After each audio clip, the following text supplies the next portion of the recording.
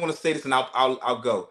I think it's very disrespectful to Black Americans' ancestors, your American ancestors that were here in these American lands for 500, 600, whatever years, to not even acknowledge them, to act like they don't even exist. But I'm And telling that's you, what I you're feel not. like is You don't disingenuous. acknowledge them, brother. Huh? Because you're saying that they weren't Blackfoot Indians, whatever. I mean, but at the end of the day, I want to say this, and I'll let you go. I think Pan Africanism has been one sided, and if you look at Marcus Messiah Garvey, who even said that the African American race they held a huge key to uplifting the entire Black race, right? That's those are Marcus Garvey's words, and we see how Liberia did him. I try to be as quick as possible. Just chiming in on the topic, I want to just say I feel like there is a cultural revolution going on when it comes to foundational Black Americans or Black Americans, and we have to admit and acknowledge that for the first time in history, Black Americans are starting to take this pride in their culture, their lineage, and so forth. It's not a movement or organization, more so it's a bloodline that a lot of Black Americans are identifying with. We have people in our family, elders in our family, who have always told us, "Hey, I don't know much about Africa. My lineage is rooted in this American soil." We have grandparents that have always mentioned that to us. So I think what we're experiencing is Black Americans, foundational Black Americans, indigenous, aboriginal, whatever we want to call them, native Black Indians, whatever. For the first time in history, they're starting to take an unprecedented amount of pride, love, and self-respect in this American soil. Black people never was proud to rep the American flag. We were all told that we came from Africa, and we were trying to get back what we felt was taken from us, which is our African culture, our African lineage. So I just feel like it's getting distorted in the messaging, and not just you, but a lot of people are acting as if Black Americans are being divisive because they're simply saying, you know what? I love and embrace my lineage and my connection to this American soil. And that's the whole big issue. And last thing I'll say, when the elder Professor James Small said, I think Tariq Nasheed is wrong I think he's wrong for condemning Black people just because they have immigrant background. You're constant in condemning an African simply because they're an immigrant, and you're constant. I think that's where it became misleading, because everyone can admit that Tariq has never just went at a Black African because he's from Africa. It's only when we get in these Twitter spaces, and there may be bots or there may be trolls, I can admit that, and when the insults are thrown towards Black Americans, of course, they throw them back. Whether that's childish and that's counterproductive, that's a different story. But I think that's the only thing I heard from that interview you did, that Professor was a little misguided in saying those are the words he said. Just because they're immigrant background, Tariq is going to condemn or whatever you want to call it. Yeah. Well, Brother King Messiah, first of all, I appreciate you for, pulling up for the conversation. As I was listening to you speak, my wheels were spinning. It's funny because you mentioned that, Tariq has never condemned an immigrant for being an immigrant, but he referred to me as a tether just because I disagreed with him, right? I'm not who they would. It's funny, right? Even the introduction of the concept of a tether. Do you know where that word has its origins from? Prior to 2019, was that word used in popular Black American culture? No. What group of Americans was using that word prior to 2019? I have no idea. Okay. Well, so the word is a popular term among white nationalist groups, particularly white nationalist groups who are anti-immigrant. So the fact that term was picked up by Black Americans, right, and used against so-called the immigrant population, what occurred is, you should go check out the essay that I did called "Does the ADOS and MAGA Convergence Signal Imminent Economic Collapse?"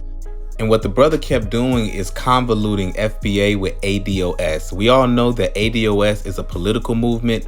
FBA is simply acknowledging a lineage. There's no leader of FBA. Tariq Nasheed is not the leader of foundational Black Americans. It's simply a lineage. It's like the Puerto Rican. There's no leader of the Puerto Ricans or the Jamaicans or Haitians.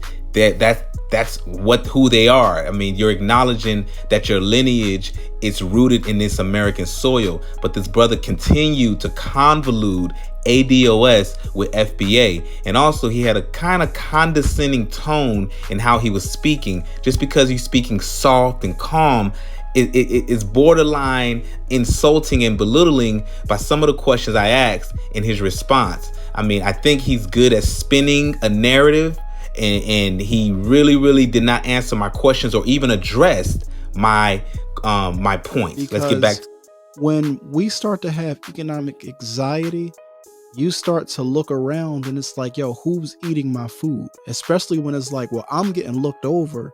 I'm supposed to be getting these things, but I'm not getting them because there's this other group who the state prefers, because this other group isn't as revolutionary and or rambunctious. So now the state is giving them my food and I'm starving. So now it's like, yo, y'all motherfucking enemies, y'all usurpers, y'all goddamn tethers. And that's the energy that is replete within the ADOS to the FBA movement from its very inception, right? People were talking about, well, why didn't just the ADOS people lock in with Cobra? Well, a clear line of distinction was around identity. And Cobra was always clear that we are an African people, right? Our race is African, but our ethnic group, we're African Americans. Cobra has not gotten any results over the last 50 years. They haven't moved the needle, not 1 point. That there's never been a moment of pride in being African American. I don't know where that comes from. Actually, I do know where it comes from. It comes from this long and dark night that we've been in as a group. Our decline culturally, politically, and ideologically has gotten us to this point where our youth are like dry plants. And when they get a little bit of water, they perk up. And I think that what was provoked in them or incited in them was like, yo, there is some pride that I should be having in myself. You should love yourself. You should love your culture. I love African American history. I love everything about, using your term, our lineage, right? But I've also studied enough and I know enough about my history to be able to place not just our lineage, but our sojourn in its proper context. And understanding our sojourn, I would never take pride in the American flag, right?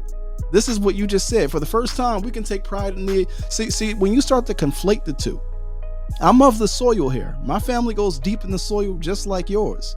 So I can take pride in my Southern heritage, that Southern culture, right? And as I start to study, and then I realize like, oh, some of these aspects of my Southern culture or Gullah culture are Africanisms that also show up in other Black cultures throughout the diaspora.